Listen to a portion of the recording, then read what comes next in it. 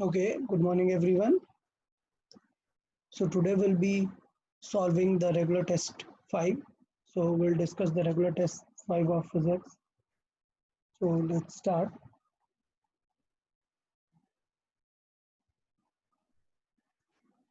Okay, so let's start with the first question then. First question, it is the component of a vector along any vector. So we have direct formula for that. Component of any vector along that vector is like suppose A is that vector, then the component is A cos theta, and we have formula for that part, that A cos theta or component of any vector along that vector is like that vector into वो जो separate vector है जिसके along हमें चाहिए component, that vector is I cap plus J cap and divided by magnitude of that vector. तो जो extra vector है वो आई कैप प्लस जे कैप जिसके अलॉन्ग हमें चाहिए उसका हमें मैग्नीट्यूड से डिवाइड करना है, that is one square plus one square. तो अब इन दोनों का अगर डॉट करा दे ए वेक्टर का ए और आई कैप प्लस जे कैप का, सो डॉट प्रोडक्ट में आई का आई के साथ होगा, that means two into one two, then three into one three upon इन दोनों का जो मैग्नीट्यूड है that is root two. So जो आंसर आ जाएगा वो आ जाएगा 5/√2. So simple question. Let's see the second one. So in the second question, there are two vector A and B, then the unit vector along A plus B. So we know the how to find the unit vector, but first we need to solve A plus B. So before solving it, first let's solve A plus B. So A plus B, A और B add कर देते हैं value wise. So I is added with I and J and with J and K with K. So if I add I with I, this will be 3i. J and J, because one is plus and another is minus, so J will be 0. Then K will be 4K. So that's how it is. A plus B vector. Now we need the unit vector along this vector. So unit vector जो होता है हमें पता है unit vector क्या होता है. Unit vector होता है vector over magnitude. Vector over उसका मैग्नीट्यूड. ये यूनिट वेक्टर का फॉर्मूला होता है किसी भी डायरेक्शन में हमें यूनिट वेक्टर चाहिए. So vector we already know, it is 3i cap plus 4k cap divided by इसका मैग्नीट्यूड. मैग्नीट्यूड देखेंगे so it will be 3 square plus 4 square, so this will be 5. So the answer will be 3i cap plus 4k cap divide by 5. Okay, let's see the third one. Question number 3. So we have given the formula that V is equal to omega cross R. So that means we need to solve the cross product of omega and R. So cross product solve करने के लिए मैंने बताया हुआ था कि एक determinant type बना लेते हैं और उसके अकॉर्डिंग सॉल्व करते हैं. सो आई जे के पहले ही लिख देते हैं, देन उसके बाद ओमेगा क्रॉस आर है तो पहले ओमेगा के कंपोनेंट्स लिखेंगे. सो देखिए कोफिशिएंट क्या है, आई कैप का 1 है, जे कैप का -2 है और के कैप का +2 है. देन आर की बात करें, there is no i, so i is 0, k is 4 and sorry j is 4 and the k is -3. तो ये हो गए हमारे सारे कंपोनेंट्स. अब हमें v का मैग्नीट्यूड निकालना है तो पहले तो वेक्टर सॉल्व करना पड़ेगा. सो वेक्टर सॉल्व करने का पैटर्न मैंने बताया था, आई के साथ आई और क्रॉस मल्टीप्लाई करके सॉल्व करते हैं. तो ऑलरेडी हम बहुत बार डिस्कस कर चुके हैं कि जब आई सॉल्व करेंगे 3 का मल्टीप्लाई 2 के साथ करेंगे. तो जो वैल्यू आ जाएगी वो हमारी यहाँ पर आ जाएगी 3 into two minus minus plus 6, then again minus, फिर क्या करते हैं सेकेंड क्रॉस मतलब 4 का 2 के साथ करेंगे, सो it will B -8. So this will B -8. ये हो गया आई कैप का. देन माइनस जे कैप, जे कैप के साथ जे कैप वाला लीव करेंगे, -3 का 1 के साथ होगा -3, अगेन माइनस ऑफ 0 का 2 के साथ हो जाएगा, सो इट विल बी 0. फिर प्लस के कैप करते हैं, याद रखना है कि जे कैप में माइनस रखते हैं, ये माइनस नहीं भूल जाना है किसी को. उसके बाद के कैप देखेंगे, सो 4 into 1 4 and minus again 0 into -2, so this will be again 0. So the final answer of this cross product of vector v will be directly, it will be -2i cap, then minus minus plus 3j cap, then plus 4k cap. ये हो गया vector. Now we need the magnitude. So in the question is asked about the magnitude, so we can do 2 square plus 3 square plus 4 square likewise. So इस तरीके से हम solve कर सकते हैं. So आंसर कितना आ जाएगा, √29. √29 will be the answer for question 3. Okay, question number 4 की बात करें, मैंने पहले भी बताया था क्वेश्चन नंबर 4 काफ़ी अच्छा क्वेश्चन है, बट हमने सॉल्व किया हुआ है, शीट में भी हमने सॉल्व किया हुआ था। मैंने बताया था कि ऑप्शंस को देखते हुए करेंगे तो बेटर रहेगा। तो बात कर लेते हैं, ऑप्शंस को देखते भी जाएंगे और सॉल्विंग भी कर लेंगे। तो रीड करते हैं, two forces such that their sum is 18. So let's assume those forces are x and y and their sum is 18. Okay, तो x and y are not vector, just their magnitude, क्योंकि उनका magnitude का sum 18 है, and their resultant is 12 which is perpendicular to the smaller force. तो मतलब इन दोनों का जो resultant है वो कितना है, वो है 12 and the resultant is perpendicular to the smaller force. तो let's say कि कोई smaller है, हमें नहीं पता, let's say x smaller है, तो x के साथ क्या होगा, 90 डिग्री बनाएगा, x is smaller and y कुछ यहाँ पर होगा। तो ऐसा कुछ फिगर है हमारे पास y, ये और ये हमारा रिजल्टेंट है। तो इसको सॉल्व करने के लिए हमने बताया था कि हम बहुत सारी टेक्निक यूज कर सकते हैं, जिसमें सबसे बेस्ट टेक्निक थी पाइथागोरस वाला, क्या, shifting. We can shift this y here, so after shifting this figure will look like, the resultant will be here, x is this one and the y will look something like this, because if it is a resultant it must make a closed geometry. So you will see the resultant is making closed geometry, तो ये y है और ये r है. So by this we can easily see what is the relation in x, y and r. It will be y square is equal to r square plus x square. Okay, now y square minus x square will be r का square, देखे r का square means 12 square. Okay, so 12 into 12, or I'll just write 12 square. Now, as we know, we have x plus y. So here y square minus x square, we can write y minus x and y plus x. So we can just write it like this, and this will be 12 into 12. Now, from the given part, it is x plus y is 18. So that we know, so that this thing is 18. So from there we can solve y minus x will be 12 into 12 divided by 18. So let's solve this then. So value wise क्या हो जाएगा, let's say 3 से divide करते हैं, so 6 and 4, again 3, 2, this 4, again 2, there will be 8. So y and y minus x we have 8 and y plus x we have 18. So it's very clear. Solve कर लेते हैं दोनों equations को और बहुत easily देख सकते हैं. So we have x plus y as 18 and we have y minus x as 8. So just by solving, by adding them, we can say that x will cancel out, there will be 2y. It is just simple solving, and this will be 18 plus 8, this is 26. So we'll have y as 13. Now we can use this y in the equation and we'll find that x is 5. So like that we can solve x and y की values क्या आ जाएंगी. These are 13 and 5.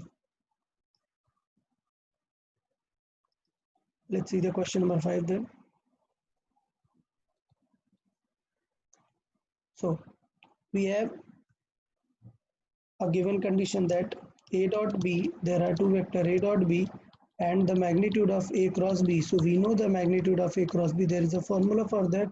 For a dot b it is ab cos theta, while for a cross b it is ab sin theta. So from there we can see that ab will cancel out and sin theta will be equal to cos theta. So to that we can solve like for which angle sin theta and cos theta are equal. We know the value of 45 degrees equal for both, or we can just solve, we can divide by cos in the sin. So there it will remain 1 and this will become the sin theta divided by the cos theta, or we can write it tan theta. So now we need to search what is the value of 1 in terms of that tan theta. So we can write that tan theta is 1 is written as tan 45 degree. So from there it is very clear that theta will be 45 degree, or we could use the common sense only for which angle the sin theta and cos theta are equal, that we know it is 45 degree.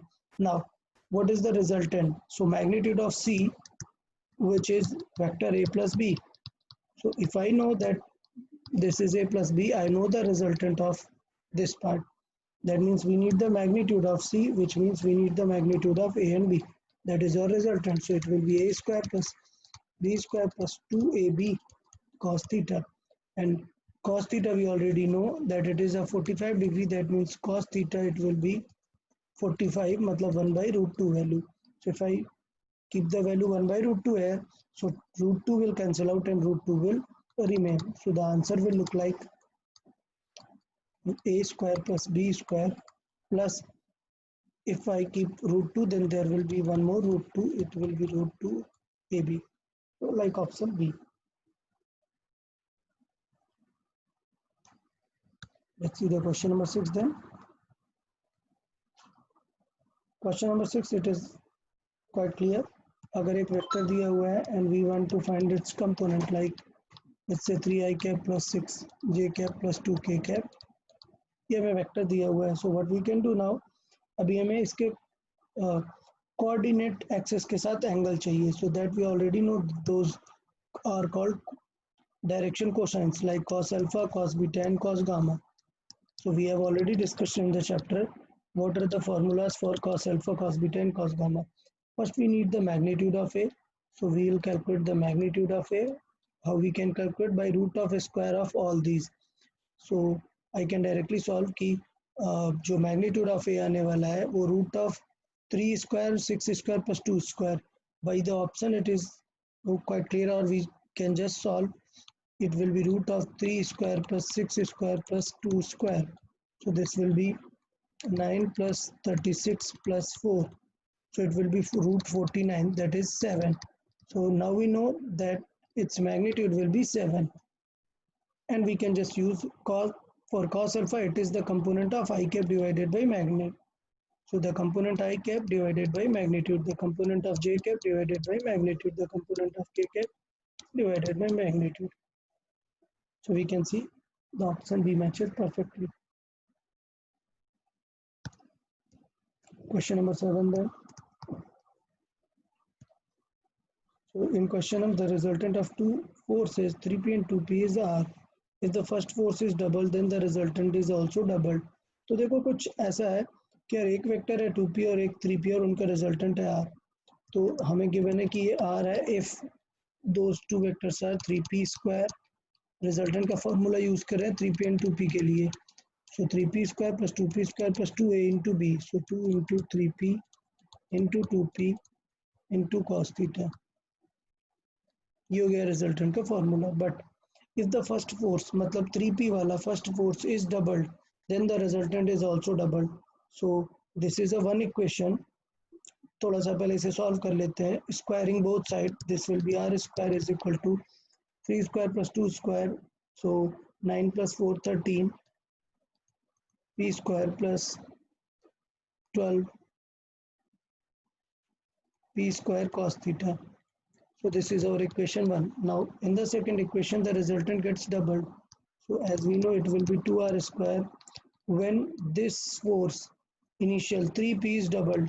So I'll just write 3p is now 6p square plus 2p square plus 2 into 6p into 2p into cos theta.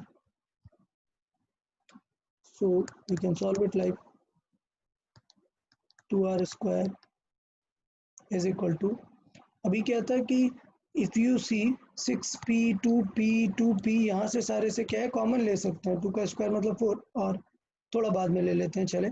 So 6 का square 36p square plus 2 का square 4p square plus 24p square cos theta. अभी देखो 4 common लेके cancel out हो जाएगा तो मैं 4 का डिवाइड कर देता हूँ पूरी इक्वेशन में. It will B r square plus 40 हो जाएगा. सो it will remain 10p square plus 4p 6p square cos theta. ये हो जाएगी सेकंड इक्वेशन. अभी देखो करना क्या है, हमें सॉल्व क्या करना है. The angle between the forces two forces is. So we can see कि दोनों इक्वेशन क्या है कंपेयर कर सकते हैं. Both are like are square. So इधर दोनों इक्वेशन को सेपरेट कर लो और जस्ट कंपेयर कर दो. दोनों का RHS इक्वल होगा. सो कंपेयर कर देता हूँ मैं. सब्ट्रैक्ट भी कर सकते थे. Comparing equation 1 and 2 just compare कर दे. दोनों का आंसर क्या है r square. That means both will be same. 13p² plus 12p² cos theta. तो ये एक मैथमेटिकल क्वेश्चन बन जाता है, ज़्यादा कुछ इसमें है नहीं सॉल्विंग के लिए। 6p² cos थीटा, सभी cos थीटा अपने तरफ सॉल्व हो जाएगा, p² सेपरेट सॉल्व हो जाएगा। तो ये हो जाएगा 12p² cos theta minus 6p² cos theta is equal to 10p² minus 13p²। So it will be minus 3p² और ये हो जाएगा 6p² cos theta is equal to minus 3p²। Solve करेंगे, सो देख जा रहा है cos थीटा क्या होता है -1/2।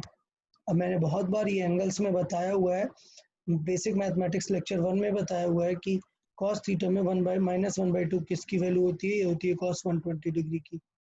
आई जस्ट डायरेक्टली लाइट, मैं एक्सप्लेन नहीं कर रहा हूँ। जिससे कुछ डाउट होगा वो cos के साइन के सारे एंगल्स वाले पार्ट पढ़ लेगा। बेसिक मैथमेटिक्स में लेक्चर 1 और 2 में हमने बहुत सारे एंगल्स पे डिस्कशन किए हुए हैं।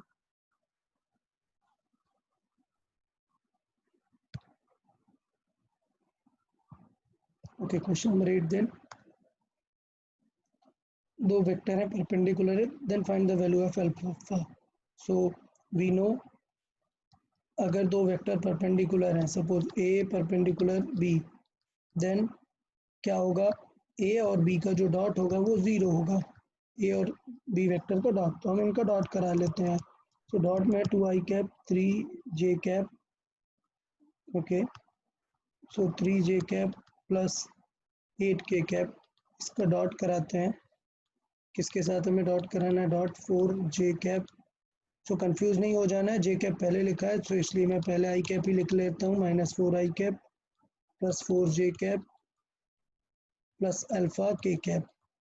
इनका डॉट क्या आना चाहिए, 0 आना चाहिए सॉल्व करके। तो डॉट कराते हैं, 4 × 2 -8, आई का आई के साथ होगा, जे का जे के साथ।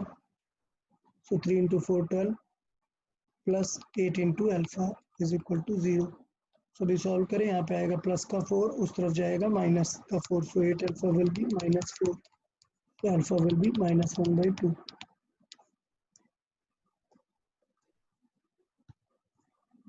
Let's see question number 9. Okay, so हमने बात किया हुआ था, a man leaves his house for a cycle ride. He comes back to his house after half an hour after covering a distance of 1 kilometer. So as we know distance is 1 kilometer for this part. So we know that the total distance is 1 kilometer and time is 1.5 hour. So time is, I can say, 1.5 hour, 1.5 hour. Sorry, after half an hour, just half है, so 0.5 hour है time. What is his average velocity? तो पहले हम देखें average speed क्या होगी। so v average की बात करें और एवरेज स्पीड की बात करें, तो एवरेज स्पीड में तो टोटल डिस्टेंस यूज करते हैं, so that is 1 divided by 0.5 मतलब 2 किलोमीटर पर आवर। बट याद रखना कि ये एवरेज स्पीड है, बट क्वेश्चन में हमसे पूछा हुआ है एवरेज वेलोसिटी। तो एवरेज वेलोसिटी मतलब होता है total displacement. So total displacement upon time. So total displacement की अभी भी हम बात करें, सो टोटल डिस्प्लेसमेंट तो 0 है ना, बिकॉज वो सेम पॉइंट पर आ गया है। सो इसका मतलब अगर हमने एवरेज वेलोसिटी सॉल्व किया तो आंसर क्या आएगा, 0 ही आएगा। एवरेज स्पीड अगर पूछता तो आंसर हमारा फिर 2 आ जाता। क्वेश्चन नंबर 10 देख लेते हैं। A car covers A to B with a speed 20 and returns back. So इसका मतलब ये डिस्टेंस क्या है, same. Distance in both parts same. मैंने लॉजिक बताया था कि कैसे हम डायरेक्टली कर सकते हैं अगर डिस्टेंस सेम है। सो वी एवरेज का डायरेक्ट फार्मूला होता है 2v1 v2 bye v1 plus v2। इस तरीके से हमने सॉल्व किया हुआ था। तो हम डायरेक्टली आंसर लिख देंगे 2 × 20 × 30 divided by 20 plus 30। So it will be 50. So it will be 2 × 20 × 30 divided by 50. Solve कर देते हैं। सो 0 कैंसिल आउट हो जाएगा, 5 से कैंसिल आउट होगा 4 × 20। सो क्या आ जाएगा, यहाँ पर सॉल्व कर लेते हैं। ये वैल्यू आ गई 4 × 2 8, 8 × 3 24। तो आंसर आ जाएगा 24 किलोमीटर पर आवर। तो इस तरीके से हम डायरेक्टली यूज़ कर सकते हैं। मैंने क्लास नोट्स में फॉर्मूला बताया हुआ है कि अगर एवरेज स्पीड फाइंड करनी है और डिस्टेंस दोनों पार्ट में सेम है, so we can use the direct formula. Let's see question 11. So an electron is starting from rest with a velocity that increases with this. So देख लो v is equal to given a function k into t, ये हमें given है, okay जहाँ पे k की value क्या है 2. So I can just directly write that v it is given as 2t. Now the distance covered in first 3 seconds is, so मैंने बताया था कि हमें distance चाहिए. So सब लोग को याद होना चाहिए कि मैंने क्या बताया था, x से डिफरेंशिएट करेंगे तो v आ जाएगा, डिफरेंशिएट करेंगे तो a, उल्टा डिफरेंशिएट करेंगे मतलब इंटीग्रेट करेंगे तो a से v आ जाएगा, इंटीग्रेट करेंगे तो x आ जाएगा. दैट मीन्स हमें इंटीग्रेट करना पड़ेगा इसे. तो देखिए कैसे कर सकते हैं, v को क्या लिख सकते हैं, dx by dt is equal to 2t, और dt को इस तरफ ले जाएंगे, dx को ऐसे ही रखा रहने देंगे because there is no x. So separately there is no x, dt हो गया. Now integrate. अब इंटीग्रेट में लिमिट क्या लगाना है, first 3 second. So that means let's say जो इनिशियली था तो कुछ जीरो था और हमें फर्स्ट 3 सेकेंड लगना है, तो it is like 0 to 3, okay, जिसमें डिस्टेंस पहले जीरो था और लेट से कुछ x डिस्टेंस उसने कवर किया. तो हमें पता है कि dx का इंटीग्रेशन आएगा x, बट 2t का याद रखना है, 2t का हो जाएगा 2 will remain as it is, t का हो जाएगा t स्क्वायर बाई 2, और लिमिट रहेगी 0 to 3, मतलब 0 का कोई फर्क नहीं होगा, 3 मेन लिमिट रहेगी. अभी कुछ लोग सोच रहे होंगे कि ये आ कैसे गया, तो मैं डायरेक्ट फॉर्मूला बताता हूँ इंटीग्रेशन का. Integration of x to the power n dx, इस चीज़ का होता है formula x to the power n+1 upon n+1. तो ये पैटर्न था, ये डायरेक्ट फॉर्मूला था, हमने काफ़ी नोट्स में डिस्कस किया हुआ है, इसलिए मैं ज़्यादा इस पर एक्सप्लेनेशन नहीं दे रहा हूँ. सो 2 and 2 will cancel out. T square limit रखना है, तो पहले किस तरीके से लिमिट रखते हैं, पहले अपर फिर lower.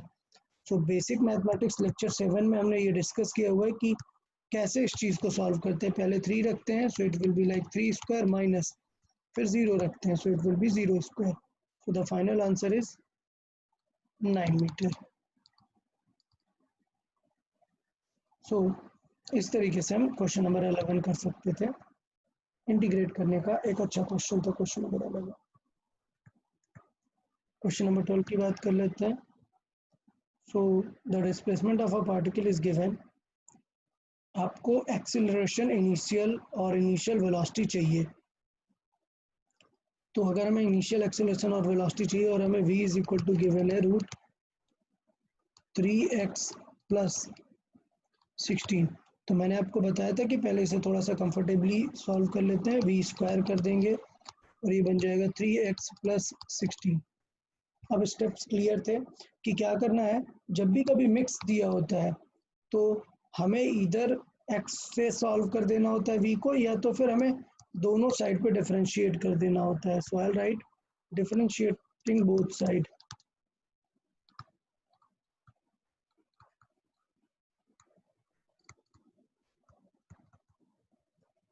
Okay, so recent lecture में हमने डिस्कस किया हुआ था कि डिफरेंशिएटिंग बोथ साइड मतलब ये, बिकॉज इसको भी डिफरेंशिएट कर दें और इसको भी डिफरेंशिएट करें. क्यों डिफरेंशिएट करना है, बिकॉज हमें एक्सेलरेशन चाहिए, और एक्सेलरेशन तभी आएगा जब v को डिफरेंशिएट करेंगे. सो v को डिफरेंशिएट कर देते हैं. सो हमें पता है v स्क्वायर का डिफरेंशिएशन क्या आ जाएगा 2v. सबको पता है v स्क्वायर का डिफरेंशिएशन क्या आ जाएगा 2v. बट एक चीज़ नहीं भूलना है कि अगर t स्क्वायर का डिफरेंशिएशन करते हैं हम, ठीक है, differentiating both sides with respect to t, okay, with respect to t के रिस्पेक्ट में डिफरेंशिएट कर रहे हैं.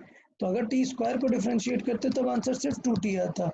बट सोचो आप किसी अदर चीज को डिफरेंशिएट कर रहे हो, लाइक v स्क्वायर को डिफरेंशिएट कर रहे हो, तो 2v तो आएगा, इनटू v का भी डिफरेंशिएशन आएगा, और वही क्या बन जाएगा हमारा एक्सेलरेशन.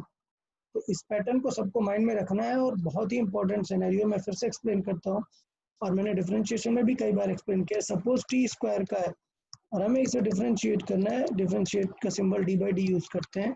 तो अगर हम t के रेस्पेक्ट में ही करेंगे सो आंसर आ जाएगा सिर्फ 2t. लेकिन अगर यहाँ पर t के रेस्पेक्ट में x स्क्वायर को करेंगे तो आंसर आएगा 2x, और फिर x का भी डिफरेंशिएशन आएगा dx/dt. ये पैटर्न होता है हमारे साथ. तो इस चीज़ को थोड़ा सा माइंड में रखना है और इस बेस पे हम इस क्वेश्चन को प्रोसीड करेंगे। तो देखिए डिफरेंशिएट करेंगे, सो वी स्क्वायर का डिफरेंशिएशन हो जाएगा 2v इंटू वी का भी होगा, सो dv by dt। Again x का डिफरेंशिएशन अगर x के साथ करेंगे, d बाई डी एक्स के साथ x का डिफरेंशिएशन करेंगे तो 1 आता है, लेकिन किसी और के साथ कर रहे हैं तो अभी कोई पावर ही नहीं है ना, सॉल्व हो ही नहीं सकता। So it will remain as it is as dx by dt and plus 16 का तो हो जाएगा 0। अच्छा अब देखें यहाँ पर थॉट क्या, यार ये जो dv बाई dt है ये v का डिफरेंशिएशन है ना, मतलब इसे क्या बोलेंगे हम, एक्सेलरेशन से हो जाएगा 2v इंटू ये बन गया हमारा acceleration is equal to 3 into ये जो dx बाई dt है इसे क्या बोलते हैं, इसे बोलते हैं v। तो ये बन गया v। अभी सॉल्विंग में क्लियर दिख रहा है कि v से v कैंसिल आउट हो जाएगा और एक्सेलरेशन की जो वैल्यू है वो फिक्स आ जा रही है, वो आ जा रही है कितनी, 3/2। तो एक्सेलरेशन हमारा दिख गया। अभी एग्जाम में देखना है कि यार पूछा है एक्सेलरेशन एंड इनिशियल वेलोसिटी, तो एक्सेलरेशन तो हमें पता चल गया ना, तो इससे ऑप्शन क्लियर हो जाता है। तो ये एग्जाम में ऑफकोर्स एक लेंदी क्वेश्चन है, बट आपको ऐसे प्लान करके दिया हुआ है कि आप एक ऑप्शन देख लें और उससे आपको बहुत क्लियर हो जाएगा कि आंसर क्या आने वाला है।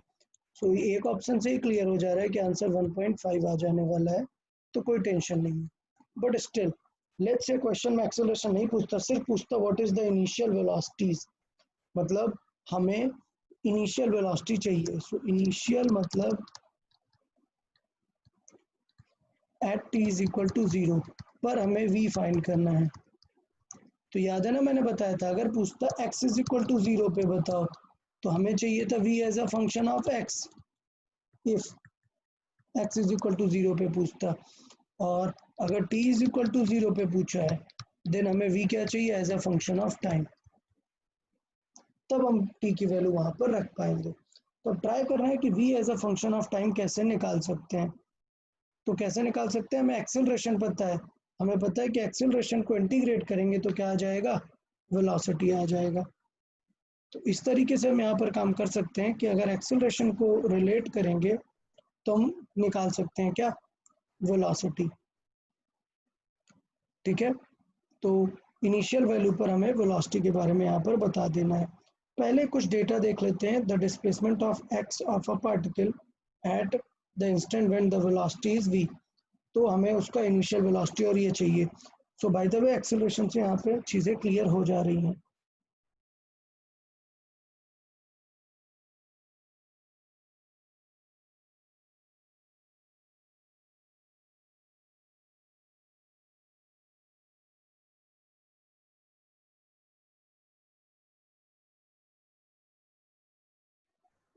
ओके, तो इस तरीके से हम एक्सेलरेशन यहाँ पे निकाल सकते हैं और आंसर चेक कर सकते हैं कि पार्ट ए हो जाएगा हमारा यहाँ पर। लेट्स से क्वेश्चन नंबर 13 देख लेते हैं।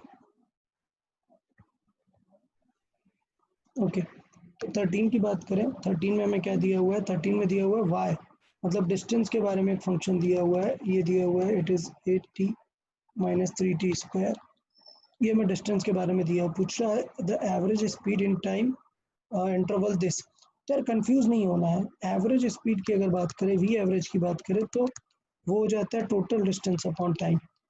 So total distance upon time, तो मैंने ये चीज़ बोली हुई थी कि ये थोड़ा सा ध्यान देना है आपको, इसको डिफ्रेंशिएट करके v नहीं निकाल लेना है, बिकॉज अगर हम डिफ्रेंशिएट कर देंगे तो v dy by d T जो आएगा वो एक इंस्टेंटेनियस होगा, तो वो जो होगा इंस्टेंट वाला होगा dy बाई डी टी, ये थोड़ा सा हमें ध्यान देना है। लेकिन अगर हमें टोटल डिस्टेंस अपॉन टाइम चाहिए तो हमें निकालना पड़ेगा कि डिस्टेंस कितनी कवर की और बाकी सारी चीज़ें कितनी थी। तो निकाल लेते हैं डिस्टेंस अगर हम बात करें। So at t is equal to 0, देखो कहाँ पर है, at t is equal to 0, y is equal to क्या है 0, at t is equal to 1 देख लेते हैं, at t is equal to 1, at t is equal to 1 क्या हो जाएगा यहाँ पर, at t is equal to 1, so y की वैल्यू देख लेते हैं, y इज इक्वल टू क्या हो जाएगा 8 इंटू 1 माइनस 3 इंटू 1 स्क्वायर, सो ये हो जाएगा 5 मीटर। तो हमें अगर यहाँ से v एवरेज निकालें तो ये हो जाएगा कितनी डिस्टेंस ट्रेवल की, 5 से 0, मतलब 0 से 5 तक, फिर आ जाएगा 5 माइनस 0, टोटल डिस्टेंस जो कवर होगी divided by time taken it is 1। So answer will be 5 metre पर सेकेंड. ओके, बट याद रखना यार ऐसे क्वेश्चन में, बिकॉज अभी तो उतना ज़्यादा कुछ नहीं है क्योंकि क्वेश्चन इस तरीके का दिया हुआ है, प्रॉब्लम नहीं है. बट व्हाट इफ अगर आपको बोलता कि at t is equal to 2 पे कैलकुलेट करो, let's say at t is equal to 2 पे कैलकुलेट करना है. तो 2 पे अगर आप देखें तो आपको प्रॉब्लम हो सकती थी. क्यों? मैंने बताया कि अगर एक इक्वेशन है और आपको डिस्टेंस दिया है या डिस्टेंस पूछा है तो एक चीज़ ध्यान देना है, आपको केयरफुल रहना है. डिस्टेंस के केस में केयरफुल रहना है. क्यों? क्योंकि देयर इज अ पॉसिबिलिटी कि ये स्टॉप हो रहा होगा. तो ऑफ कोर्स अभी तो ज़्यादा प्रॉब्लम नहीं है बिकॉज स्टॉप होने के पहले पूछा है. कैसे? हमें चेक करना है वेयर इट विल स्टॉप. तो पहले चेक करना है when and where it will stop. कभी भी डिस्टेंस निकालना है तो केयरफुल रहना है when and where it will stop. ये चीज़ें हमें पहले कर लेनी है. सो इसका मतलब y इज इक्वल टू जो दिया था हमें value 8t minus 3t square, तो हमें सबसे पहले इसे डिफ्रेंशिएट करके v निकालना चाहिए. सो v will be differentiation of y. So it will B 8 into 1 और 3 इंटू टी स्क्वायर का डिफ्रेंशिएशन होता है 2t. So it will B 8 minus 6t. Now to stop we can say that speed is 0. So by that we can solve t will be 8 by 6. So this is 4 by 3. Clear? मतलब ये हुआ कि यार ये 1.33 second में stop हो रहा है. अगर 1.33 सेकेंड से ज़्यादा पूछेगा तो फिर हमें पूरा सॉल्व करना पड़ेगा फिगर बना के कि यहाँ से वो 0 से स्टार्ट हो रहा है. ओके, 4/3 पे स्टॉप होके कहाँ पर पहुँच गया, देन रिटर्न कितना आया. सो this will be the distance total. इस तरीके से ये डिस्टेंस होती है अगर 2 सेकेंड के लिए पूछता. बिकॉज लेस देन 4/3 पूछा है इसलिए हमें फिर से कुछ भी सॉल्व करने की ज़रूरत नहीं है. बट एग्ज़ाम में जब हम आगे और सॉल्व करेंगे क्वेश्चंस, सो ये चीज़ें हमें देखने को मिलेंगी कि आंसर आपका गलत हो जाता अगर आप सिर्फ 5 कर देते. आपको पहले चेक करना होता कि वो व्हेन इट विल स्टॉप, अगर उससे पहले पूछा है देन इट इज़ फाइन, अगर बाद में पूछा है तो फिर हमें पूरा सॉल्व करना पड़ेगा. प्रीवियस लेक्चर में हमने ये चीज़ डिस्कस की थी कि कैसे पूरा कंप्लीट सॉल्व कर सकते हैं. Let's see question number 14. So 14 में देखिए एक्सेलरेशन हमें गिवन है as something minus s into डब्ल्यू स्क्वायर, इसे ओमेगा बोलते हैं, इंटू साइन ओमेगा टी. अभी हमें क्या करना है, displacement of this particle at a time T क्या होगा, मतलब हमें एक्स लेके आना है. तो मैंने बताया कि स्टेप इंटीग्रेट करना पड़ेगा. तो इंटीग्रेट कैसे करेंगे, मैं डायरेक्टली लिख दे रहा हूँ कि अगर इंटीग्रेट करेंगे तो आ जाएगा v. सो मैं डायरेक्टली लिख रहा हूँ इंटीग्रेट. अदरवाइज पैटर्न तो ये होता है कि एक्सेलरेशन को लिखेंगे dv by dt is equal to minus S W square sine W T, और ओमेगा रीड कर सकते हैं. तो दिस विल बी dv और dt को इस तरफ ले जाएंगे और इंटीग्रेट लगा देंगे. So minus S omega square sine omega T D T.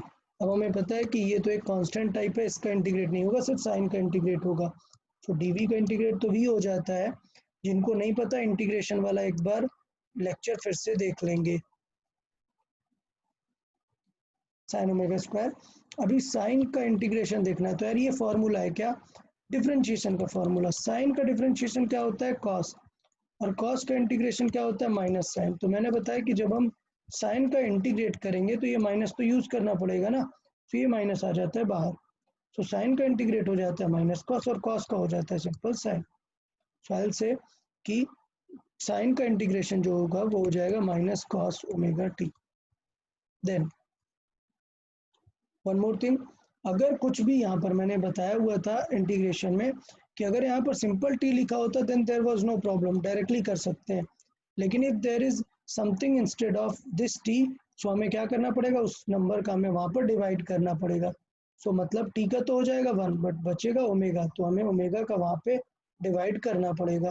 तो ये चीज़ लोगों से मिस हो जाती है. बहुत सारे स्टूडेंट ये जो मैंने ओमेगा डिवाइड किया ये मिस कर देते हैं. तो अगर मैं आपको याद दिलाऊं तो बेसिक मैथमेटिक्स में लेक्चर 8 में हमने 7 और 8 में 7 में हमने डिस्कस की हुई हैं चीज़ें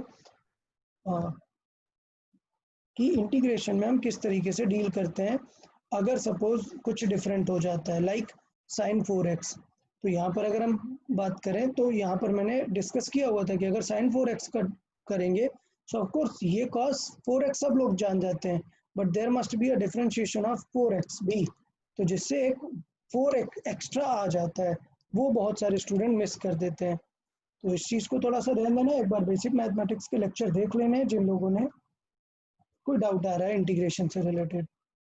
सो बात करते हैं अभी क्या होगा, एक ओमेगा कैंसिल आउट हो जाएगा, तो एक ओमेगा कैंसिल आउट होगा, जो v इज इक्वल टू बचने वाला है माइनस माइनस कैंसिल आउट हो जाएगा, ये बन जाएगा s into omega into cos omega T, D T हट जाता है, इंटीग्रेट करने में डी टी हट जाता है। अभी देखें यार, मैंने डायरेक्ट बताया है कि अगर एक्सेलरेशन को इंटीग्रेट करते तो v आ जाता है, डायरेक्टली भी मैं लिख सकता था इंटीग्रेट, ओके, इतना पूरा लिखने की ज़रूरत नहीं थी, बिकॉज ये फर्स्ट क्वेश्चन है इसलिए मैंने पूरा डिटेल लिख दिया। अभी मैं बता रहा हूँ कि इसे इंटीग्रेट कैसे करते हैं स्टेप। तो ये आपको एग्जाम में याद रख लेना है कि v मतलब होता है dx बाई dt, और फिर सिंपल सी बात है कि dt को इस तरफ लाएंगे जिसके साथ वो इंटीग्रेट हो सकता है।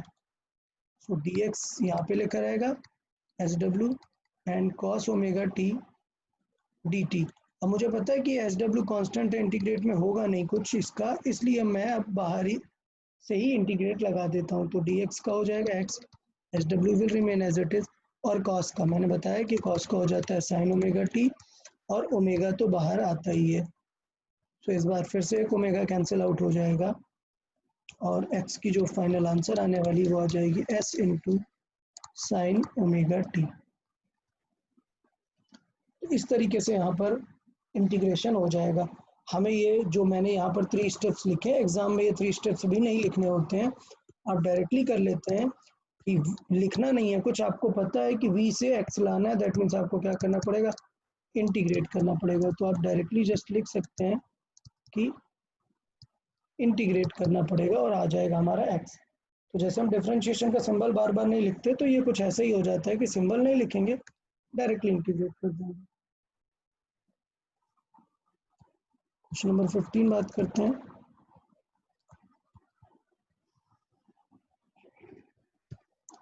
सो y हमारे पास है a प्लस बी टी, ये टोटल डिफरेंशिएशन बेस्ड क्वेश्चन था, c t square minus d t 4, और हमें जस्ट इसे डायरेक्ट अप्रोच करना है। देखो मैं बार बार लिखूंगा ही नहीं, फिर अगर हमें v फाइंड करना है तो हमें डिफरेंशिएट करना पड़ेगा, मतलब dy बाई डी टी, और मुझे पता है कि डिफरेंशिएट करके क्या आएगा, a का हो जाएगा 0, b इंटू टी का हो जाएगा 1, plus c into T 2t का हो जाएगा, सॉरी टी स्क्वायर का हो जाएगा 2t माइनस डी 4 का हो जाएगा 4t क्यूब।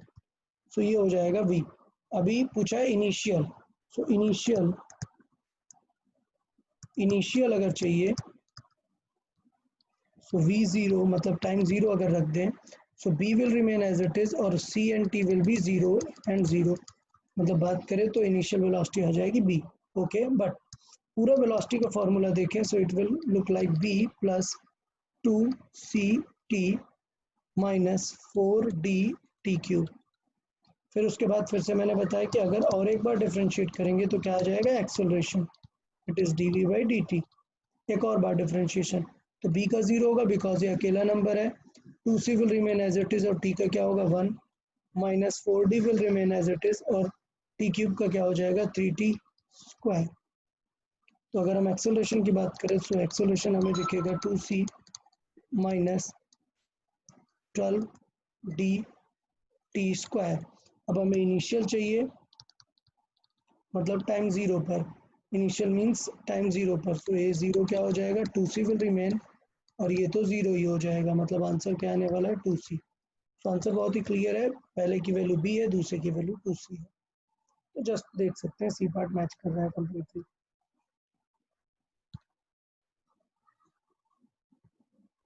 क्वेश्चन नंबर 16 देखें। सो ये काफ़ी सारे अच्छे क्वेश्चन हैं यहाँ पर 16 के बारे में। अगर हमें s का टी स्क्वायर के साथ एक रिलेशन दिया और फिर एक्सेलरेशन पूछ रहा है, सो ये समझ लो कि ये जो small a b c d है एक्सेलरेशन नहीं है, they are some constant. So confuse ना हो इसलिए मैं इस इक्वेशन को थोड़ा ऐसे लिखता हूँ, s square is equal to capital a लिख लेता हूँ, बिकॉज कन्फ्यूजन ना हो, स्मॉल ए मतलब एक्सेलरेशन है, ओके। तो 2b इंटू टी प्लस सी, अभी एकदम क्लियर है, क्या करेंगे डिफरेंशिएट करेंगे, ठीक है। क्यों, क्योंकि हमें एक्सेलरेशन चाहिए, तो पहले तो डिस्टेंस को डिफरेंशिएट करेंगे, so d s by d t क्या बन जाएगा, v बन जाएगा, v। Then d v by d t करेंगे तो क्या बन जाएगा आंसर, a। सो हमारा स्टेप ये होना चाहिए, डिफ्रेंशिएट करना चाहिए। तो डिफ्रेंशिएटिंग द इक्वेशन,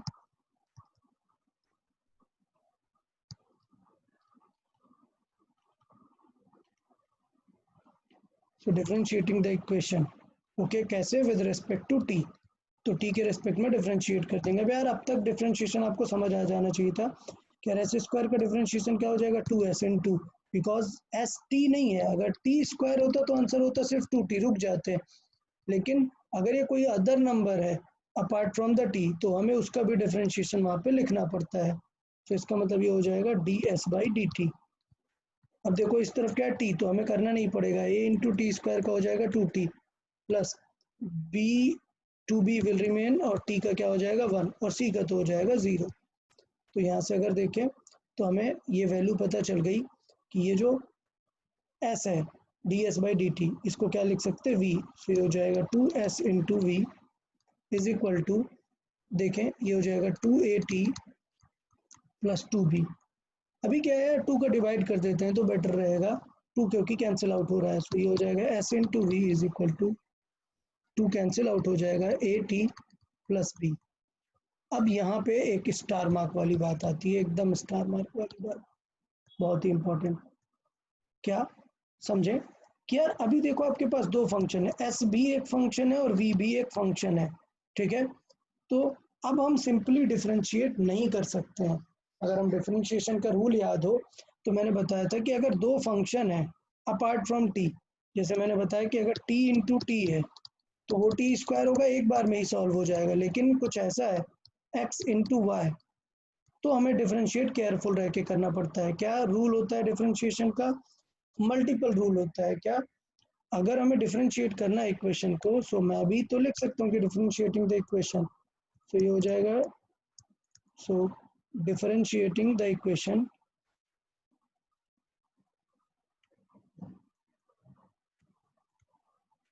ओके। अभी ध्यान देना क्या, टेस्ट पेपर का डिस्कशन बहुत ज़्यादा इंपॉर्टेंट है। क्यों क्यों इंपॉर्टेंट है, क्योंकि यार ये क्वेश्चन जो है, ये जो क्वेश्चन नंबर 16 है, ऐसा क्वेश्चन बहुत ही इंपॉर्टेंट है। मैंने बात भी की थी कि नेक्स्ट उसमें मैं बहुत सारे ऐसे क्वेश्चन की प्रैक्टिस करवाऊंगा। तो ये उस टाइप का कुछ एक क्वेश्चन है कि अगर हमें इक्वेशन डिफरेंशिएट करना है तो हमें एक पैटर्न यूज करना पड़ेगा, एक फॉर्मूला टाइप यूज करना पड़ेगा। वो फॉर्मूला क्या था, वो फॉर्मूला कुछ ये था कि जब हम डिफरेंशिएशन करेंगे, ठीक है, डिफरेंशिएशन करना है, बट दो चीज़ें वहाँ पर, एक्स भी है और वाई भी है। सो रूल क्या होता है, पहले x को रख देंगे, y को डिफरेंशिएट करेंगे, प्लस फिर y को रख लेंगे, x को डिफरेंशिएट करेंगे। ये पूरा हमारा फॉर्मूला था, मल्टीप्लाई प्रोडक्ट रूल जिसे हमने बात की थी। तो अगर हम डिफरेंशिएट करेंगे इधर तो रूल क्या हो जाएगा, s will remain as it is, लिखेंगे dv by dt, then v will remain as it is और फिर लिखेंगे ds बाई dt। एंड इस तरफ क्या है राइट हैंड साइड में, it is very simple, a into t का क्या हो जाएगा 1 और ये हो जाएगा 0। तो ये हमारा पैटर्न हो गया इसे सॉल्व करने का।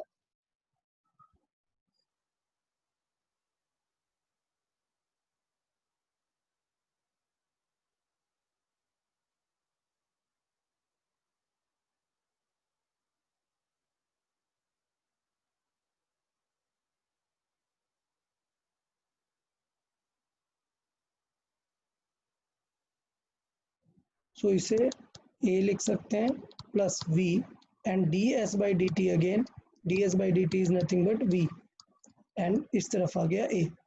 तो अभी इस तरीके से सॉल्व कर सकते हैं। अब b सॉल्व करेंगे तो ये क्या हो जाएगा, ये a तो एक जस्ट एक नंबर है, यहाँ पर देखें तो ये हो गया s इंटू a plus v square is equal to a, okay. तो अभी सॉल्व कर सकते हैं, वी स्क्वायर इस तरफ चला जाएगा, एस डिवाइड में आ जाएगा। सो एक्सेलरेशन देखिए क्या दिखेगा, एक्सेलरेशन दिखेगा a minus b square upon s, okay ना। अब यहाँ पे थोड़ा सा लॉजिक आता है कि कुछ लोग को देख के लगेगा कि सर एक्सेलरेशन तो एस के इनवर्स है, acceleration is inversely proportional to s, ऐसा करेक्ट है क्या, नहीं, ये इनकरेक्ट है, ये रॉन्ग है। क्यों रॉन्ग है, क्यों, क्योंकि यहाँ पे एक टर्म है v because v also depend upon s, so v also depends upon s. So v भी एस पे डिपेंड करता है, मतलब वी का भी हमें फॉर्मूला लिखना पड़ेगा। सो वी का फॉर्मूला हमें कहीं से देखना पड़ेगा कि वी का फॉर्मूला क्या था। तो डिफरेंट पैटर्न से देखें तो ये एक अच्छा क्वेश्चन बन जाता है कि हमें वी का भी हमें फॉर्मूला देखना पड़ेगा इन टर्म्स ऑफ एस। तो देखो वी को क्या लिख सकते हैं, वी को इन टर्म्स ऑफ एस हम लिख सकते हैं यहाँ से एस इंटू वी के बारे में हम डिस्कशन कर सकते हैं कि एस इंटू वी क्या है यहाँ पर। तो एस इंटू वी के बारे में देखें, यहाँ पर एस इंटू वी क्या हो जाएगा, ओके। सो वी स्क्वायर है यहाँ पर, और यहाँ पर हमारे पास क्या है, एस है। सो एस को डिवाइड में लेके जाएंगे और स्क्वायर कर देंगे, तो इसका मतलब क्या हो जाएगा, acceleration will be a minus v square जो होगा वो हो जाएगा, वी स्क्वायर की सॉल्विंग अगर करें सो वी की वैल्यू हो जाएगी a t plus b. So v की वैल्यू है a t plus b divided by s, और इसका स्क्वायर कर देंगे डिवाइडेड बाई एक और एस है हमारे पास। तो अगर इसे सॉल्व करें ऐसे स्क्वायर के फॉर्मेट में तो काम बन जाएगा, यहाँ से हमें सॉल्विंग आ जाएगी। ए इज इक्वल टू हो जाएगा अपॉन में एस क्यूब हो जाएगा, ये हो जाएगा क्या, a into s square minus a t plus b का स्क्वायर, ये रहेगा डिवाइड बाई एस स्क्वायर और एक एस दोनों मिलके क्या बन जाएंगे, एस क्यूब बन जाएंगे। अभी एस स्क्वायर का हमें फॉर्मूला दिख रहा है, एस स्क्वायर के बारे में हमें डिटेल पता है, तो एस स्क्वायर की वैल्यू हम यहाँ पे लिख सकते हैं पर्टिकुलर। सो इसका मतलब ये है कि ऊपर वाला वैल्यू पूरी सॉल्व हो जाएगी, ऊपर वाली जो वैल्यू है वो पूरी सॉल्व हो जाएगी, सिर्फ हमें क्या दिखेगा, एस के रेस्पेक्ट में दिख जाएगा कि then the acceleration of particle varies as, s पे कैसे डिपेंड करेगा। तो यहाँ पे ए एस स्क्वायर को लिख देंगे, ये हो जाएगा ए इंटू एस स्क्वायर की वैल्यू क्या है, a t square plus two b t plus c, okay, minus, देखें स्क्वायर कर लेते हैं, ये स्मॉल ए एक्चुअली है तो मैं इसे कैपिटल ए करके रख देता हूँ, यहाँ पे सारी चीज़ों को कैपिटल ही लिख देते हैं। ये अभी सॉल्व कर देते हैं, ए टी का square, so it will be a square t square plus b square plus two into a t b, ये हो जाएगा divide by s cube. So अभी थोड़ा सा जस्ट सॉल्व करना बाकी है हमें, सॉल्व कर देंगे तो वैल्यू क्या आ जाएगी, ए इज इक्वल टू, यहाँ से रिप्लेस कर देंगे, so a t square cancel out होगा, like a square t square plus two a b t plus a c minus a square t square plus sorry minus b square minus two a b t upon s cube.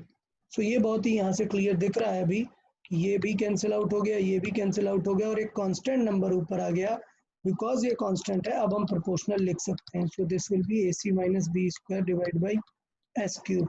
So अभी हम ये बोल रहे हैं कि ये क्या number है, कांस्टेंट है। अगर यहाँ पर टी होता, कुछ टी वगैरह आता तो हम एस क्यूब नहीं लिख सकते थे, अगर ये कांस्टेंट है तो हम डायरेक्टली बोल सकते हैं that acceleration is proportional to 1 by s cube और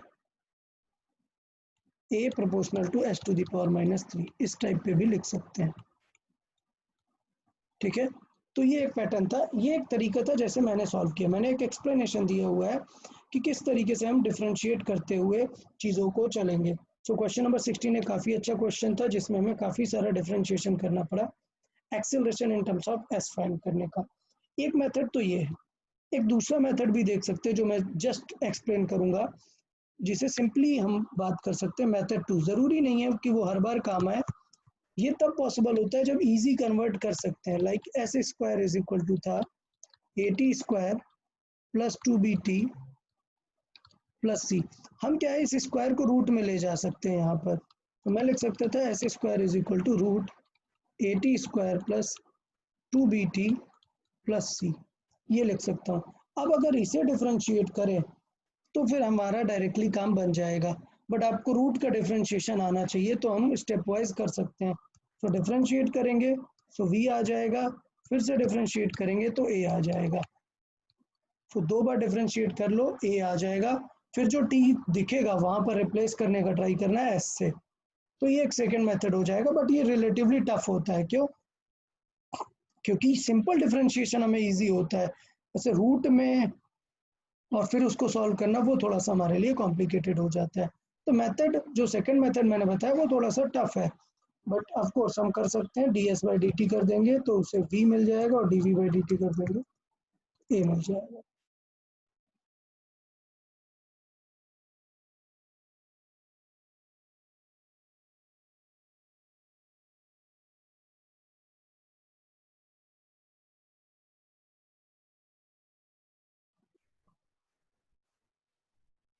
ओके, क्वेश्चन नंबर 17 बात कर लेते हैं। 16 काफ़ी अच्छा क्वेश्चन था। क्वेश्चन नंबर 17 देखिए, सो बहुत सारे स्टेप्स में ये क्वेश्चन गिवन है। कुछ ऐसा गिवन है, particle travels half the distance with 6। So it is like कि ये जो दो डिस्टेंस है, लाइक ये x है और ये x है, तो इसको वो कवर कर रहा है 6 मीटर पर सेकेंड से। Then the remaining half of the distance is covered with the velocity 4 for half of the time. तो मैंने बताया कि ये जो हाफ है, ये जो हाफ पार्ट है, उसको उसने दो टाइम पीरियड में किया हुआ है। लेट्स से अगर यहाँ पर t लगाया है तो यहाँ पर भी t टाइम लगाया हुआ है। तो इन दोनों की जो स्पीड है ये 4 है, और ये 4 मीटर पर सेकेंड है, और ये जो सेकेंड टाइम है वो 8 मीटर पर सेकेंड है।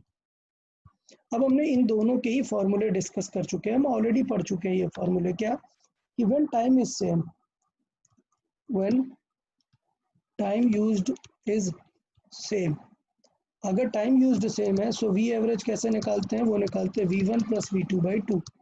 सिंपल। सो ये हो जाएगा 4 प्लस 8 बाई 2। सो आंसर आ जाएगा 6 मीटर पर सेकेंड। ठीक है ना। अगर दोनों के डिस्टेंस डिफरेंट है तो फिर हम फॉर्मूला लगा सकते हैं जो हमने पहले यूज किया हुआ है। So when distance is different, when distance is same, distance used, तो फिर फॉर्मूला लगा लेते हैं वी एवरेज का। हमने ऑलरेडी बताया 2v1 v2 bye v1 plus v2। अभी थॉट ये है कि बोथ आर 6। ओके, तो मैं कुछ इस तरीके से बोल सकता हूँ कि यार इन दोनों का जो रिजल्ट है, इन दोनों का जो रिजल्ट है वो 6 ही है। और हमने बताया कि अगर स्पीड चेंज नहीं हो रही है तो जो एवरेज स्पीड आएगी उसका आंसर भी सेम आने वाला है। सो मैं डायरेक्टली आंसर कर सकता हूँ, बिकॉज स्पीड चेंज ही नहीं हुई है तो एवरेज स्पीड का आंसर भी सेम आएगा। तो ये थोड़ा सा आपको सॉल्विंग से बचा देता है अगर आपने लॉजिक याद है तो। क्वेश्चन नंबर 18 याद करें। क्वेश्चन नंबर 18 भी बहुत ही अच्छा क्वेश्चन है, क्योंकि दिख रहा है कि कॉम्प्लेक्सिटीज है, किस तरीके से हमें रिलेट करना है। बिल्कुल वैसा ही है जैसा हमने 16 नंबर डिस्कस किया था। हमें चाहिए acceleration of a particle at origin is, तो हमें ओरिजिन पे चाहिए, मतलब x0 पे चाहिए।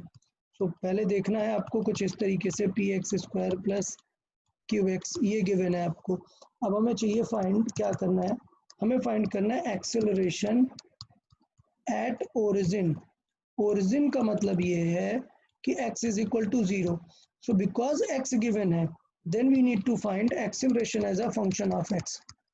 इससे होगा क्या, इससे होगा ये कि हम यहाँ पर as a function of x find कर लेंगे अगर, तो हम x0 रख देंगे और हमारा आंसर आ जाएगा। तो ये पैटर्न होगा अगर हम as a function of x find कर लेते हैं। तो वही क्लियर है एक चीज कि हमें x दिया है, दो बार डिफरेंशिएट करेंगे तो a आ जाएगा। सो स्टेप वाइज कर लेते हैं। तो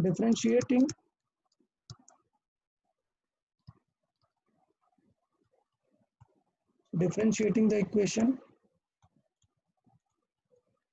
तो इक्वेशन को डिफरेंशिएट करेंगे अगर विद रिस्पेक्ट टू t, तो देखें कैसे आ जाएगा। t का तो हो जाएगा 1।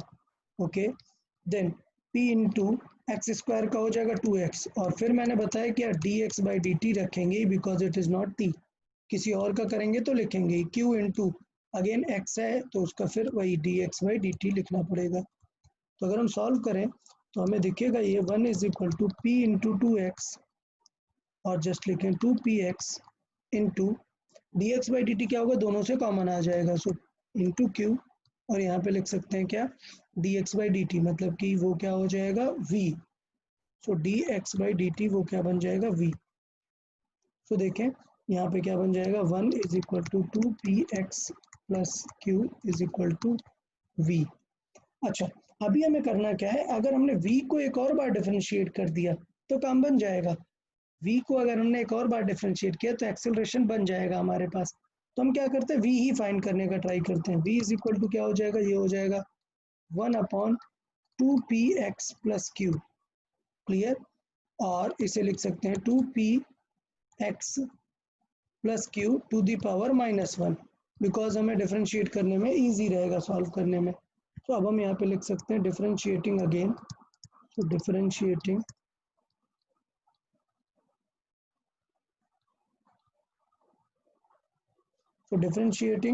The equation.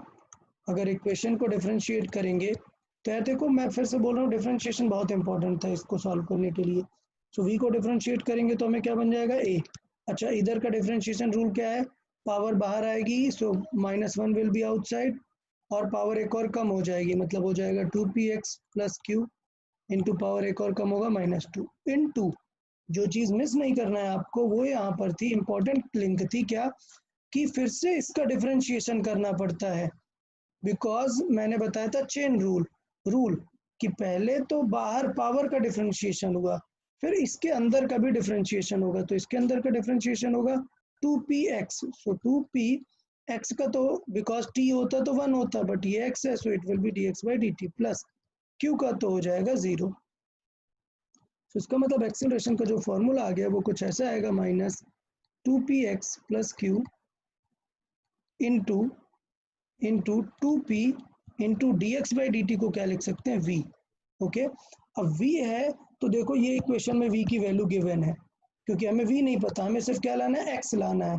So I will just right कि v का ये वाला फॉर्मूला यहाँ पर रख दें, तो एक्सेलरेशन आ जाएगा -2p इंटू 2px, यहाँ पे -2 है, plus q to the power -2, और जो v का फॉर्मूला है, v का फॉर्मूला ऑलरेडी है 2px plus q to the power -1।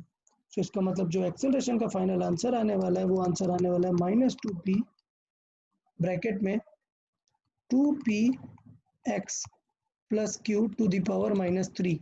इधर आप ये लिख दो या फिर -3 को नीचे ले आओ पावर में, so we can also write it like -2p upon 2px plus q का cube, like that also we can right.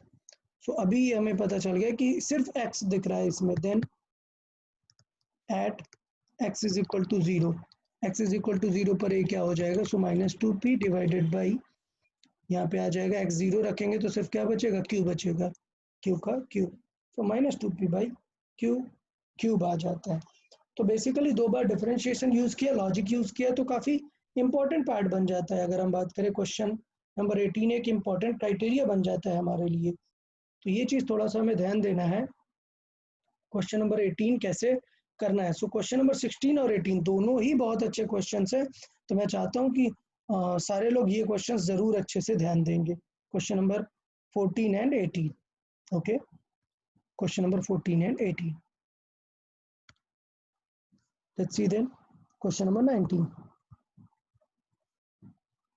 Question number 19 देख लेते हैं।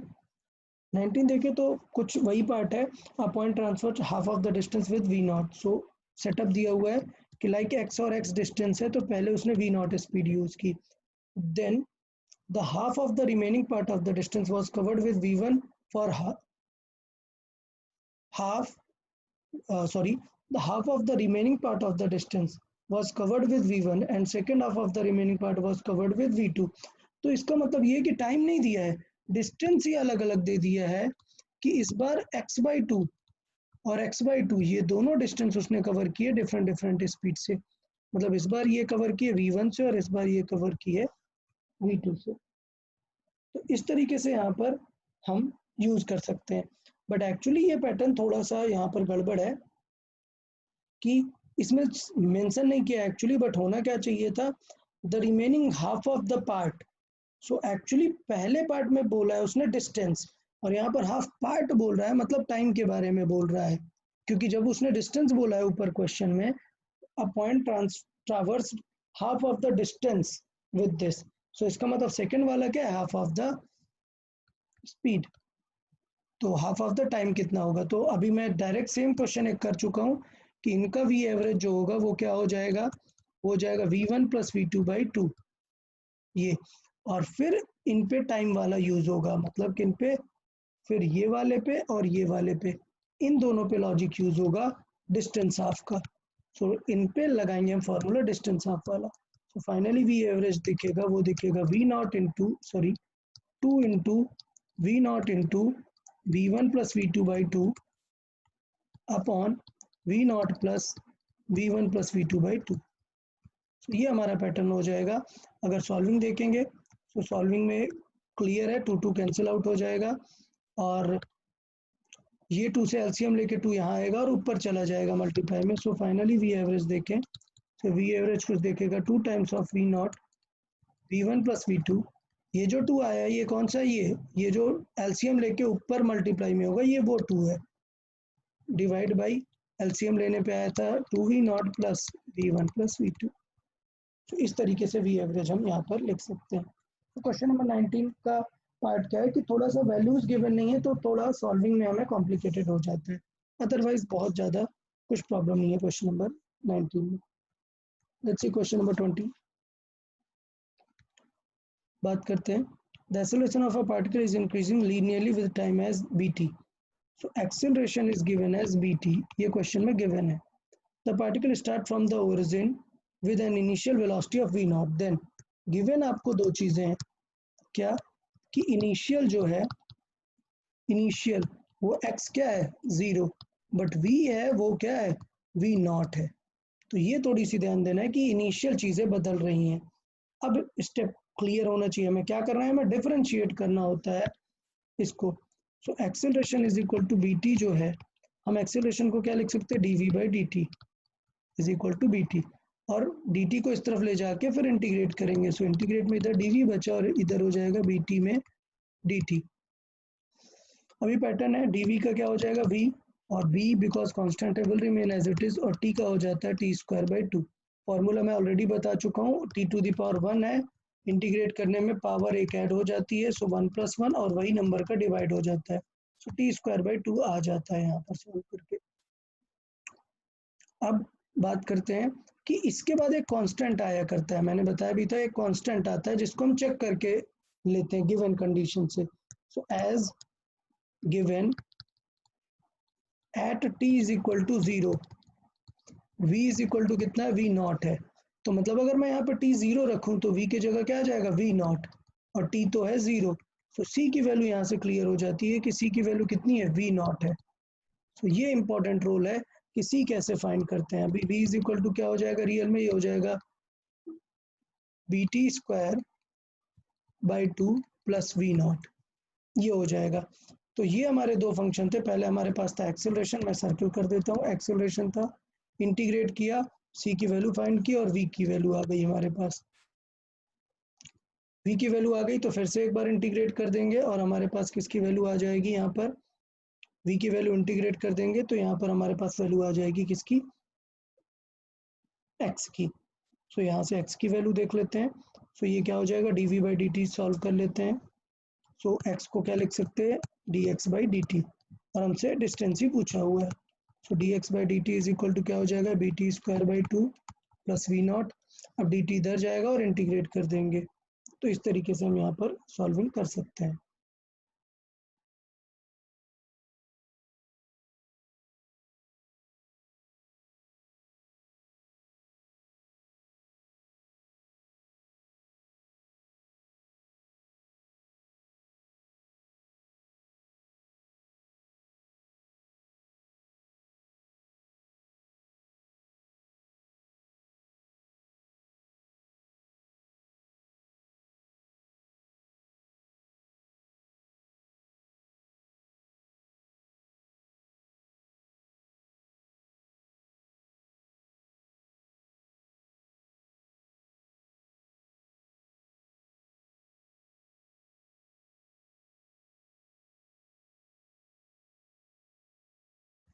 ओके, तो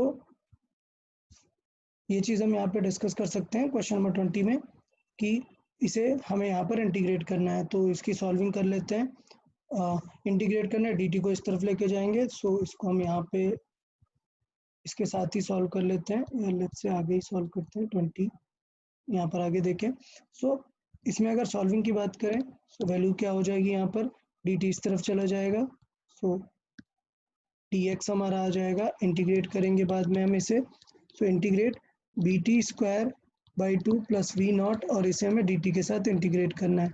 तो मैंने बताया था integration x is equal to आ जाएगा बी टी स्क्वायर बाई 2, तो b बाई 2 को अलग रख लेंगे और t का इंटीग्रेट करेंगे। तो फिर से मैं बता रहा हूँ, t का इंटीग्रेशन, सॉरी टी स्क्वायर है यहाँ पर, तो टी स्क्वायर का इंटीग्रेशन हो जाता है t cube by 3 plus v naught का हो जाएगा, सिर्फ डी टी है यहाँ पर, डी टी है मतलब सिंगल टी आने वाला है। तो अगर यहाँ पर फॉर्मूले की बात करें तो x is equal to clear हो जाएगा b t cube by 6 plus यहाँ पर b बाई 2 एक्चुअली सिर्फ इस पे मल्टीप्लाइड है, मुझे यहाँ पे थोड़ा सा ये लगाना चाहिए, ये इस तरीके से आएगा, और ये हो गया वी नॉट इंटू टी। तो बहुत ही क्लियर है, सी ऑप्शन मैच कर रहा है स्ट्रेट।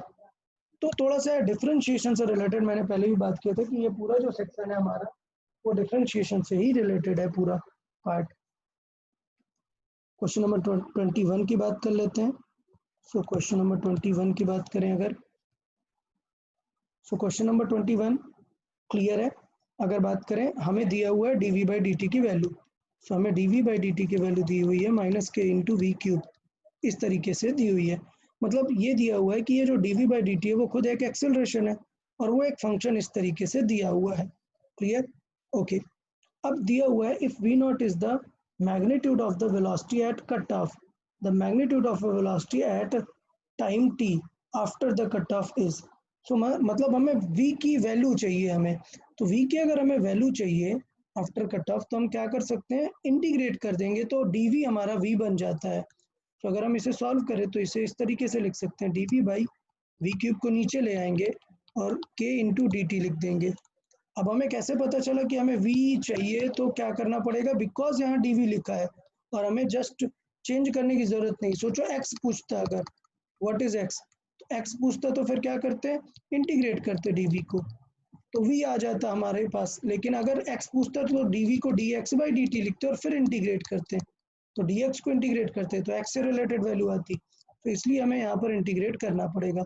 अब इंटीग्रेट करने का पैटर्न क्लियर है, क्या होता है v to the power minus 3 dv, इसका इंटीग्रेट करना है हमें, ये हो गया minus k into d t का इंटीग्रेट। तो अगर बात करें हम, so v to the power minus 3 क्या करते हैं, पावर एक ऐड होती है, सो माइनस 3 प्लस 1 मतलब बचेगा माइनस 2, और यहाँ पर भी बचेगा minus 2 is equal to minus k into d t का हो जाएगा t। सो यहाँ से बहुत ही क्लियर है कि ये क्या है, ये v माइनस 2 इधर मल्टीप्लाई कर देंगे, ये बन जाएगा v स्क्वायर यहाँ पर, और ये वैल्यू हो जाएगी हमारी यहाँ पर माइनस माइनस का प्लस 2 के टी, ये यहाँ पर हम चेक कर सकते हैं। ओके। अभी प्रॉब्लम क्या है कि हमने एक चीज़ यहाँ पर मिस की है कि जब हम इंटीग्रेट करते हैं तो हमें पता है कि यहाँ पर कोई एक कांस्टेंट आने वाला है जिसको हम इनिशियल कंडीशन से गेस करेंगे। तो लेट्स से यहाँ पर एक कांस्टेंट आ गया है कुछ सी का, अब हमें वो गेस करना है कि यार वो सी कितना होगा, वो कांस्टेंट कितना होगा। तो टी टाइम बाद हमें पूछा है कि वेलोसिटी का मैग्नीट्यूड कितना होगा, तो ये कांस्टेंट के अकॉर्डिंग हम यहाँ पर सॉल्व कर सकते हैं।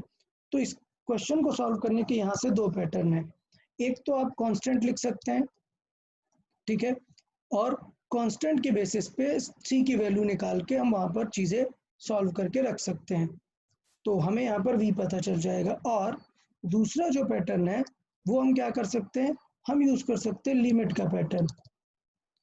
तो हम क्या यूज़ कर सकते हैं, लिमिट वाला पैटर्न यहाँ पर यूज़ कर सकते हैं।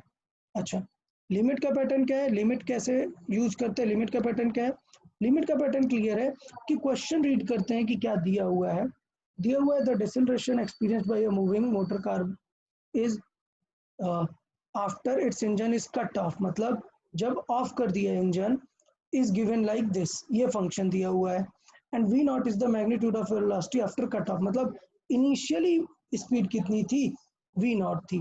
तो अगर मैं बात करूं तो इनिशियली क्वेश्चन में दिया गया है इनिशियल स्पीड जो थी वो कितनी थी, वी नॉट थी, ये चीज हमें यहाँ पर गिवन है। और अब पूछ रहा है कि टी टाइम बाद उसकी स्पीड कितनी हो जाएगी, ये हमारा क्वेश्चन है। तो इस तरीके से हम अगर बात करें तो इनिशियल पे स्पीड कितनी थी, वी नॉट थी, मतलब यहाँ पर टी जीरो रख देंगे।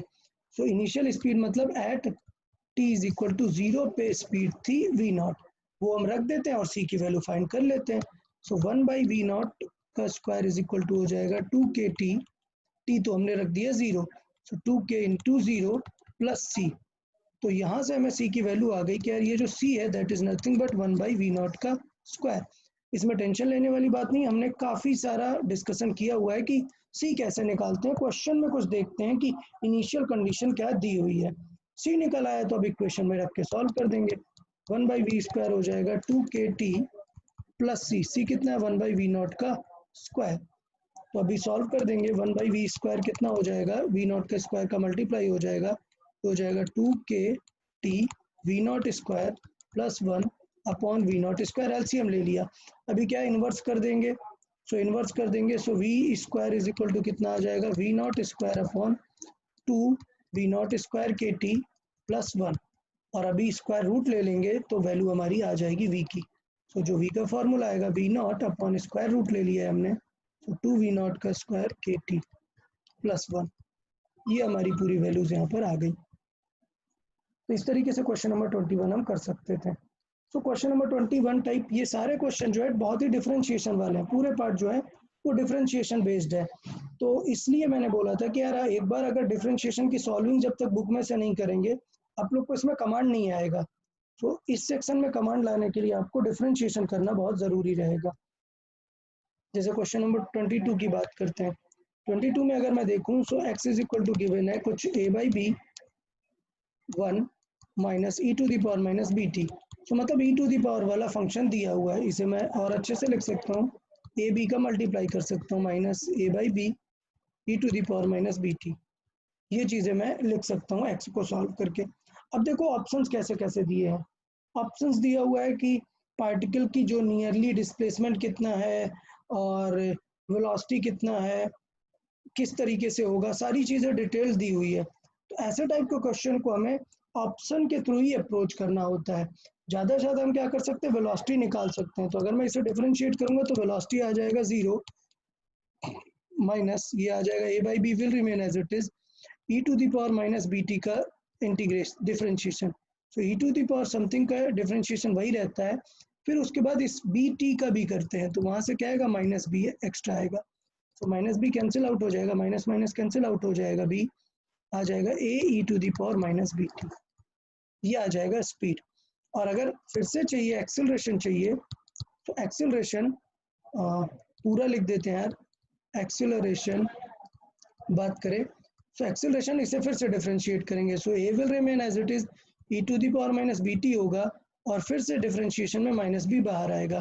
सो मैं इसे डायरेक्टली लिख देता हूँ कि आंसर क्या आएगा, minus a b e to the power minus b t. इस तरीके से हमारा आंसर आ जाएगा पूरा।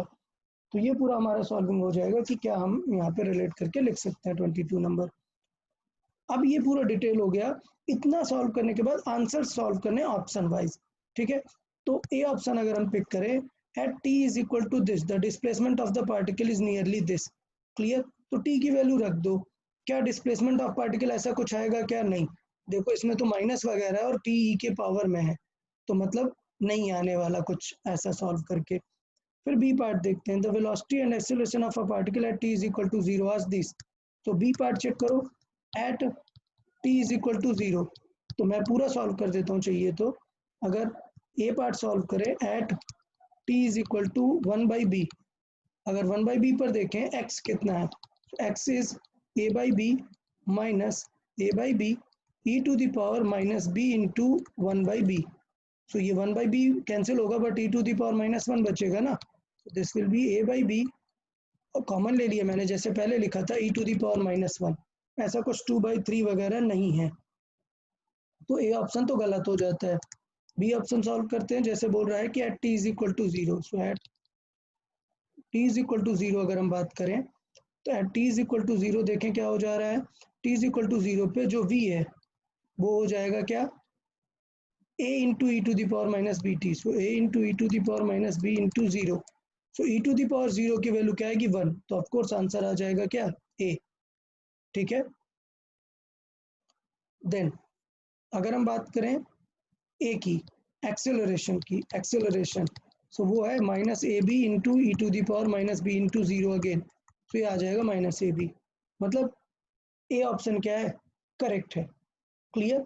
अच्छा, अभी एक मिनट, क्वेश्चन में पूछा then the false alternative is, incorrect क्या है, तो ये बी तो करेक्ट है, तो मतलब बी करेक्ट है। सी चेक कर लेते हैं, सी क्या होगा, the particle can not go beyond x is equal to a by b. तो हमें चेक करना है कि मैक्सिमम कितना जा सकता है। तो हमें पता है कि वेलोसिटी उसकी इतनी है, मैक्सिमम कितना जा सकता है, तो चेक करना है कि eight which point it will B zero, और उसे एक्स में रख के चेक कर लेना है।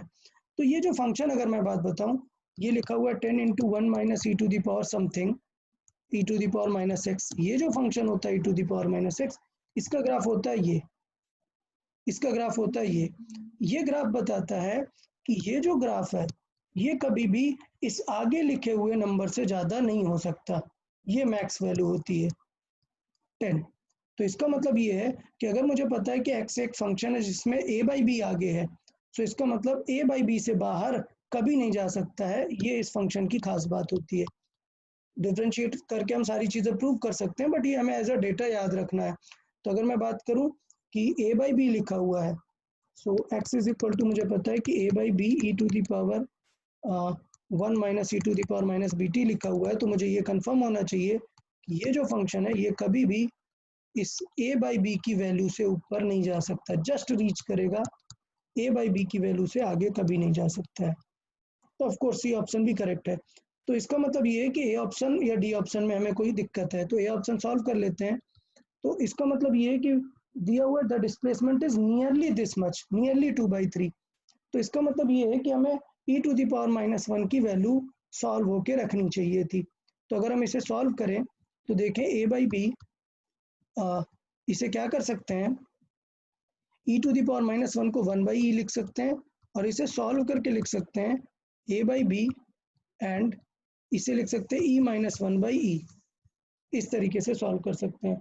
तो ये जो वैल्यू होती है ये 67% होती है। अगर हम सॉल्व करें तो आप लोग अगर e की वैल्यू रख के इसे सॉल्व करें तो ये जो आंसर होता है, सॉरी 62%, 62.3% के आसपास रहती है। सो ये वैल्यू 62.7% के आसपास रहती है। ये वैल्यू कैसे हमें पता चला है, हमें इस ग्राफ से पता चलता है कि इस ग्राफ पे ये जो e की वैल्यू आती है ये लगभग 62.3% के आसपास रहती है ये वैल्यू यहाँ पर। तो इस तरीके से हम इस चीज़ को कंसिडर कर सकते हैं कि 62.3% रहता है। तो आप मैथमेटिकली अगर सॉल्व करेंगे तो ये वैल्यू इतनी आएगी, मतलब विच इज़ नियरली 2/3, मतलब 67% के आसपास ही है।